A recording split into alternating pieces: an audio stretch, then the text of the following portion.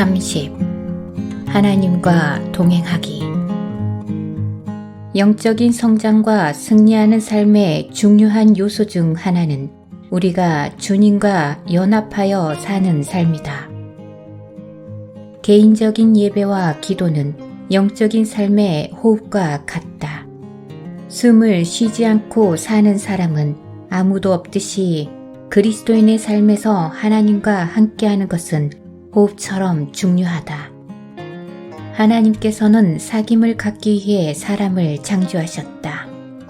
성경에서는 사람은 하나님의 형상을 따라 지어졌고 그분과 함께 사랑하며 교제를 나누기 위해 지어졌다고 말씀하고 있다. 웨스트민스터 교리문답에서는 사람이 창조된 가장 중요한 목적은 영원히 하나님께 영광 돌리고 그를 기쁘게 하는 것이다 라고 적혀 있다. 이것은 사람의 창조와 구속의 주된 목적이다. 매일 우리는 하나님의 임재 앞에서 그의 영광과 위엄을 묵상하며 예배드리고 찬양 드려야 한다. 하나님의 선하심과 친절하심 그리고 사랑을 기억하며 우리의 마음 깊은 곳으로부터 하나님께 감사를 드려야 한다. 우리는 하나님이 우리의 하나님 되심과 우리를 위해 하신 모든 일들을 생각하며 예배를 드려야 한다. 이런 행동들은 하나님이 우리에게 부탁하시거나 요구하셔서가 아니라 하나님의 성품을 묵상함으로써 더 깊은 감사가 우러나와 그분 앞에 더 가까이 가고 싶은 마음이 생기기 때문이다. 이로 인해 하나님과의 교제와 연합은 더 깊어지며 매일의 삶에서 더 새로운 하나님의 임재를 경험하게 될 수 있을 것이다. 주님께서 12명의 제자를 선택하신 이유 또한 이에 12를 세우셨으니 이는 자기와 함께 있게 하시고 또 보내사 전도도 하는 것이다. 마가복음 3장 14절. 주님께서는 제자들이 먼저 주님과 사귐을 갖고 그 후에 전도를 하기를 원하셨다. 언제나 주님과의 교제가 말씀 전파보다 우선이다. 그리스도인에게 주어진 축복은 주님과 가장 가까이 있을 수 있다는 것이다. 이 사실은 우리의 마음을 따뜻하게 하고 용기를 주며 영적으로 성장하게 하며 정말로 즐겁게 한다. 그 무엇도 주님께 가까이 가는 것만큼 기쁘고 편안한 것이 없다.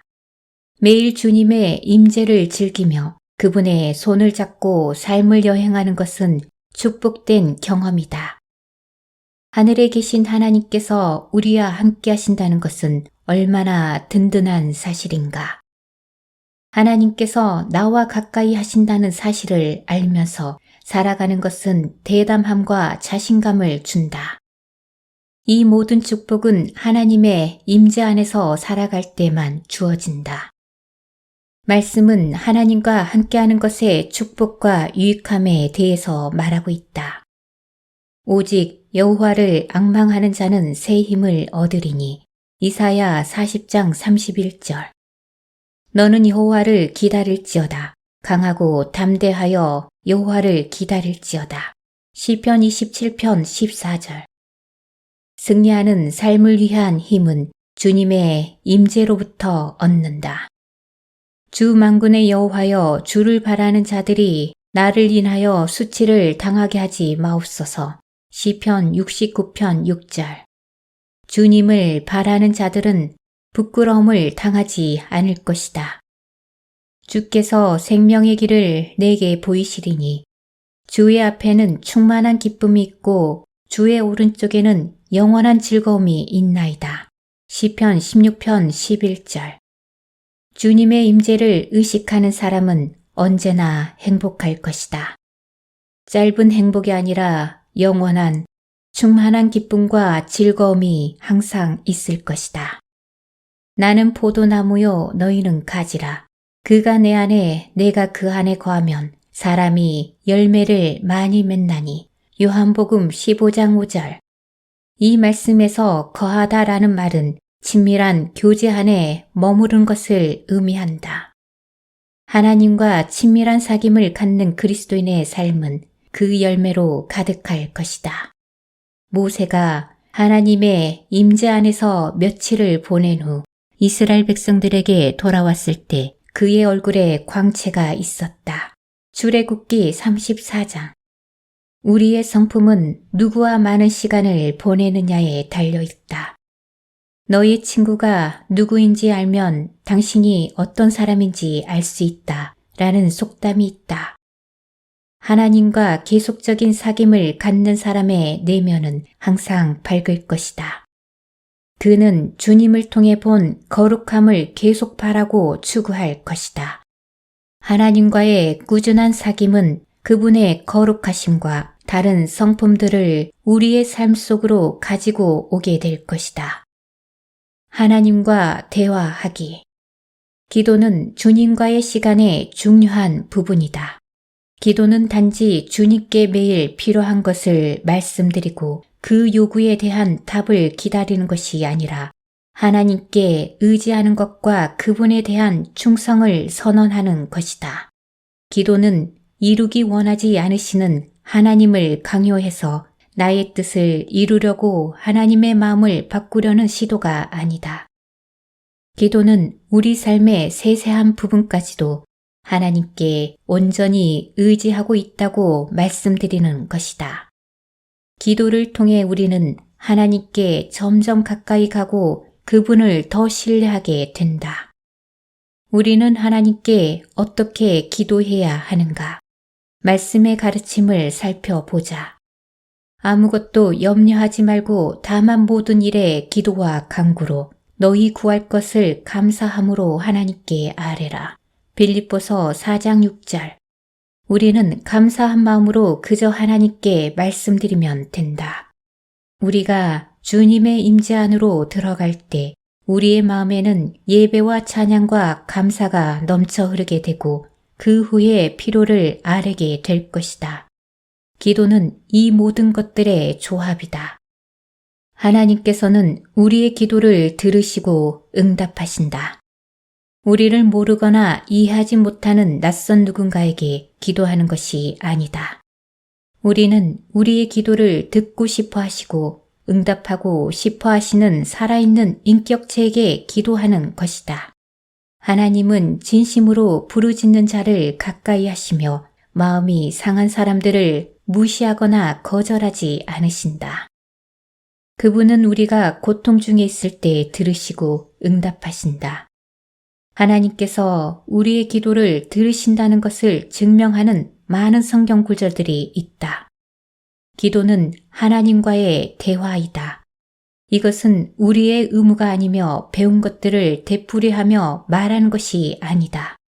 우리의 마음을 하나님과 나누는 경험이며 우리의 고통과 아픔, 문제, 시험들을 공유하는 경험이다. 기도는 한 방향이 아니다. 우리가 하나님 앞에 마음을 쏟아놓을 때 하나님께서 말씀하시는 것을 들어야 한다. 우리가 하나님의 임재 안에 앉아 말을 할 때 하나님도 우리에게 말씀하시고 그렇기 때문에 우리는 조용히 주의 깊게 기다리며 들어야 하는 것이다. 하나님의 말씀은 우리에게 하나님의 얼굴을 구하라고 분명히 말하고 있다. 여호와와 그의 능력을 구할지어다. 항상 그의 얼굴을 찾을지어다. 역대상 16장 11절. 시험에 들지 않게 깨어 기도하라. 마태복음 26장 41절. 이러므로 너희는 장차 올 이 모든 일을 능히 피하고 인자 앞에 서도록 항상 기도하며 깨어 있으라 하시니라. 누가복음 21장 36절. 기도를 계속하고 이러므로 기도에 감사함으로 깨어 있으라. 골로새서 4장 2절. 쉬지 말고 기도하라. 데살로니가전서 5장 17절. 만물의 마지막이 가까웠으니 그러므로 너희는 정신을 차리고 근신하여 기도하라. 베드로전서 4장 7절. 그러므로 각처에서 남자들이 분노와 다툼이 없이 거룩한 손을 들어 기도하기를 원하노라. 디모데전서 2장 8절. 내 길을 여호와께 맡기라. 그를 의지하면 그가 이루시고 시편 37편 5절.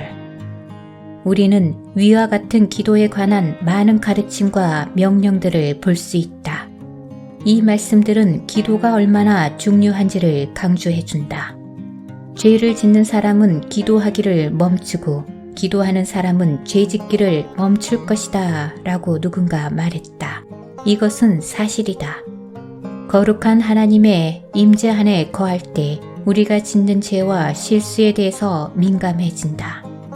하나님께서는 우리의 마음속에 적절하지 못한 것들이 있다면 우리의 기도를 듣지 않으신다. 내가 나의 마음에 죄악을 품었더라면 주께서 듣지 아니하시리라. 시편 66편 18절. 우리의 기도가 응답되지 않는다면 자신을 다시 돌아보고 마음속에 하나님께 받아들여지지 않을 만한 것이 있는지 살펴봐야 한다. 따라서 기도는 우리로 거룩함 안에서 자라서 주님과의 친밀함을 형성해 나가도록 해준다.